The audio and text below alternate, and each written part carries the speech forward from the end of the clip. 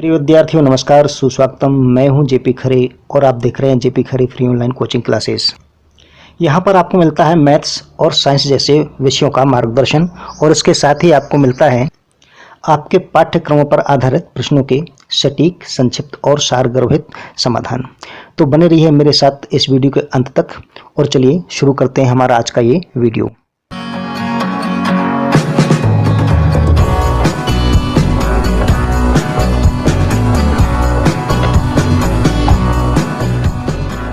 Dear students, last video में आपने समझा थेल्स प्रमेय किसे कहते हैं और उसे सिद्ध कैसे करते हैं।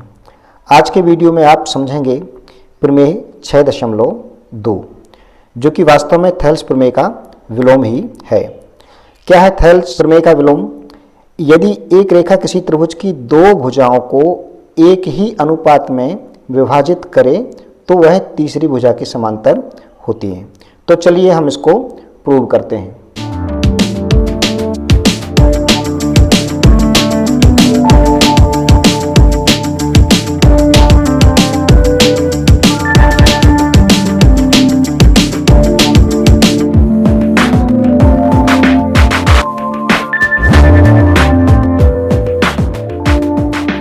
तो स्टूडेंट्स, यहाँ पे हमें एक त्रिभुज ABC ज्ञात है और साथ में ये भी ज्ञात है कि एक रेखा है जो कि AB और AC को बिंदु D और E पर काटती है, ठीक है ना। तथा AD बटे BD is equal to AE बटा AC, यानी कि ये जो रेखा है ये रेखा त्रिभुज की अन्य दो भुजाओं को AB और AC को समान रेशियो में यानी कि समान अनुपात में विभक्त करती है।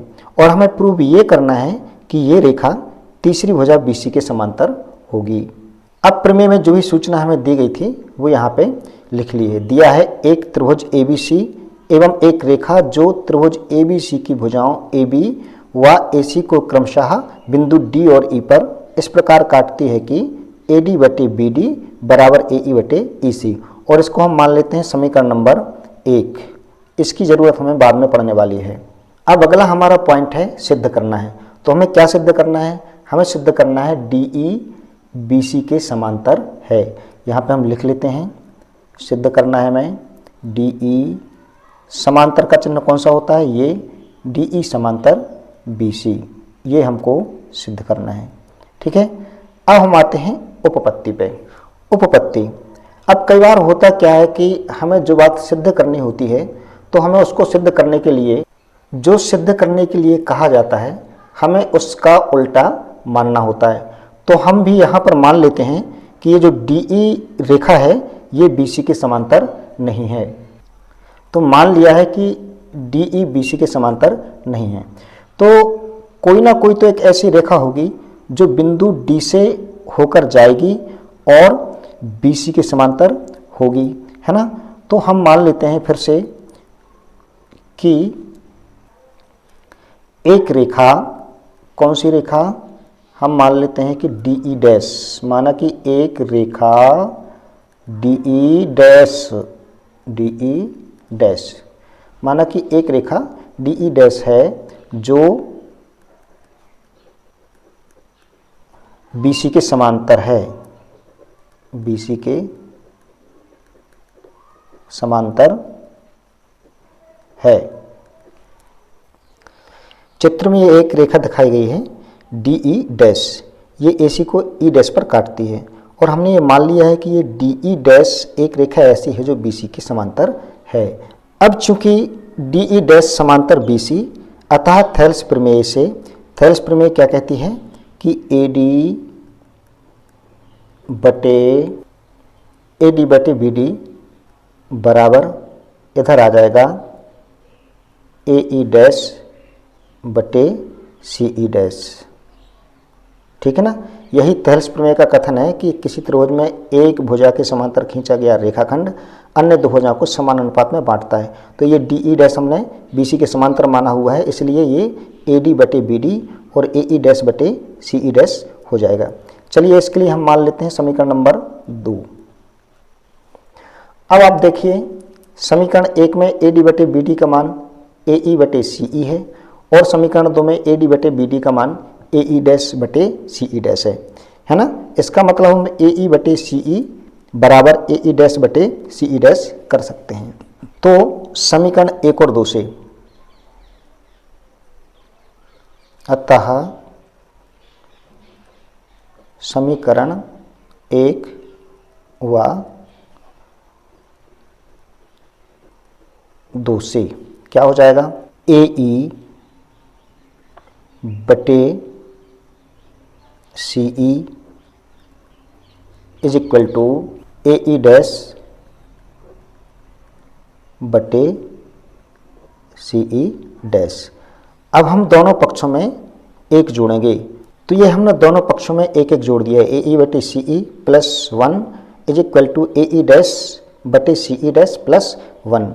तो जब हम इसमें एक जोड़ेंगे तो हमें कितना प्राप्त हो जाएगा, हमें प्राप्त हो जाएगा A E plus C E बटा C E is equal to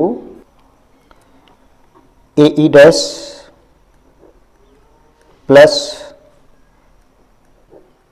C E dash बटा सी ई डैश। ये कहाँ से आ गया, देखिए सी ई का 1 से गुणा हुआ तो प्लस सी ई हो जाएगा, A E plus C E बटा सी ई। यहाँ पर सी ई डैश का 1 से गुणा हो जाएगा तो ए E dash plus C E dash बटा सी ई डैश। परंतु जब हम ए ई में सी ई प्लस करेंगे तो हमें क्या प्राप्त हो जाएगा, ए सी। इसी प्रकार से जब हम ए ई डैश में सी ई डैश प्लस करेंगे तो ये भी मिलकर के क्या आ जाएगा, ए सी। तो हम ए ई प्लस सी ई के स्थान पे ए सी लिख लेंगे। इसी प्रकार से ए E dash plus C E dash के स्थान पे भी हम क्या लिख लेंगे, यहाँ ए ई प्लस सी ई हमने देखा कि ए सी होता है तो यहाँ लिख दिया ए सी बटा सी ई है ही है इज इक्वल टू। इसी प्रकार से हमने देखा कि ए E dash plus C E dash का मान भी कितना आता है, ए सी। तो ए सी बटा सी ई डैश आ जाएगा। परंतु ए सी बटे सी ई बराबर ए सी बटे सी ई डैश नहीं हो सकता। कारण क्या है, यहाँ पर जो अंश हैं वो सेम हैं लेकिन जो डेनोमिनेटर हैं यानी कि हर हैं वो सेम नहीं है। सी ई और सी ई डैश में फ़र्क है। ये आप चित्र से देखिए, चित्र से आपको समझ में आ जाएगा। ये देखिए सी ई यहाँ तक है ना, जबकि सी ई डैश यहाँ तक है।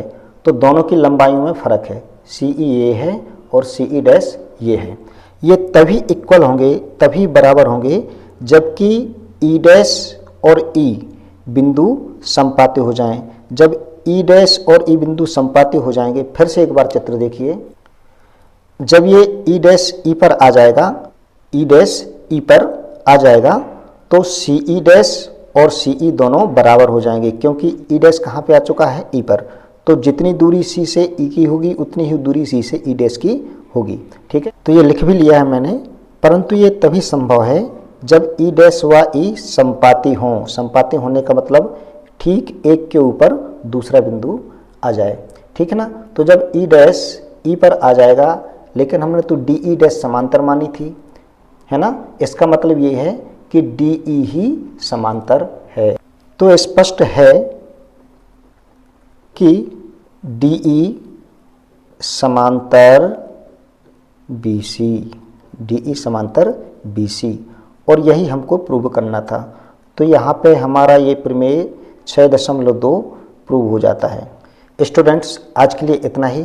मैं फिर मिलूँगा आपसे एक नए वीडियो में। तब तक के लिए मुझे इजाज़त दें, और वीडियो देखने के लिए मैं आपका हृदय से आभार व्यक्त करता हूँ।